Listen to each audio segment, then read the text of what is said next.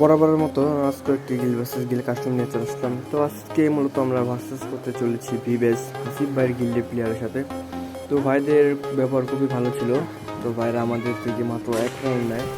তো যারা যারা আমাদের গিল্ডের সাথে কাস্টম খেলতে চান বা 4v4 খেলতে চান, কমেন্টে ইউআইডি দিয়ে দেবেন, সবার সাথে খেলা হবে।